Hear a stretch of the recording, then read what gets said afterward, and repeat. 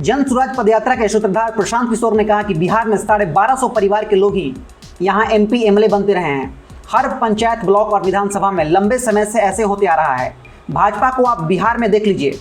बिहार के बीजेपी प्रदेश अध्यक्ष हैं सम्राट चौधरी, इनके बाबूजी हैं शकुनी चौधरी। ये कांग्रेस की सत्ता में मंत्री रहे, फिर लालू की सरकार में मंत्री रहे, इसके बाद नीतीश की सरकार में मंत्री और मांझी की सरकार में भी मंत्री रहे। ये दिखता है कि बिहार की राजनीति पर कुछ परिवारों का कब्जा हो गया है। बिहार की आबादी है 13 करोड़, इनमें 3.5 करोड़ परिवार के लोग यहाँ रहते हैं। लेकिन ऐसा कैसे हो सकता है कि 1250 परिवार के लोग ही यहाँ एमपी एमएलए बन रहे हैं।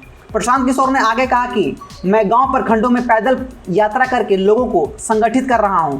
अगर कोई ईमानदार व्यक्ति है और चुनाव लड़ना चाहता है और उसके पास पैसा नहीं है तो मैं उन्हें समझा रहा हूं कि आपको संसाधन की चिंता नहीं करनी। अगर आपके बाबूजी लालू प्रसाद यादव नहीं है, मंत्री विधायक नहीं है, तो कोई बात नहीं, आपको घबराने की जरूरत नहीं है। अगर हम उनको सलाह दे सकते हैं तो आपको भी सलाह दे सकते हैं।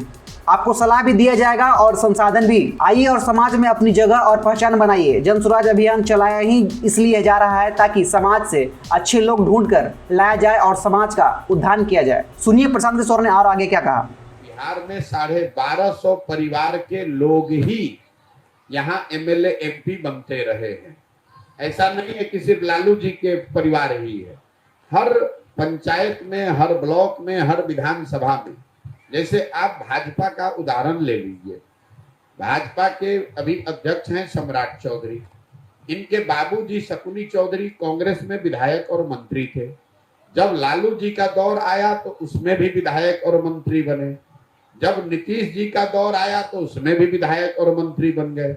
जब मांझी जी मुख्यमंत्री बने तो उसमें भी विधायक और मंत्री बने।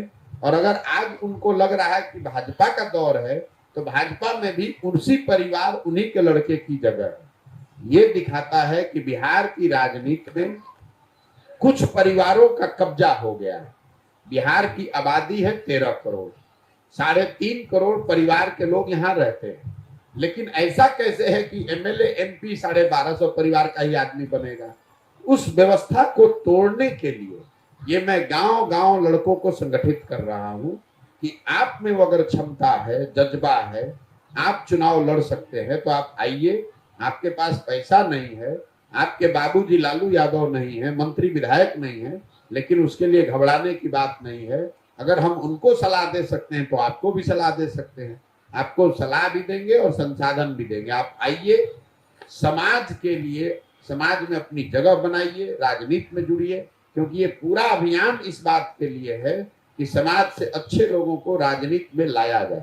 उसी के तहत ये क्लब बनाए जा रहे हैं। जो लड़के ये क्लब बना रहे हैं उनकी सामाजिक राजनीतिक यात्रा उस क्लब के मूल में है कि भाई वो गांव में काम करेंगे, युवाओं को जोड़ेंगे, उनको पढ़ाएंगे, उनको खेल कूद में मदद करेंगे, कोई बीमार पड़ेगा तो उसकी मदद करेंगे, तभी तो वहां उसकी पहचान बनेगी। यही काम क्लब के जरिए किया जा रहा है।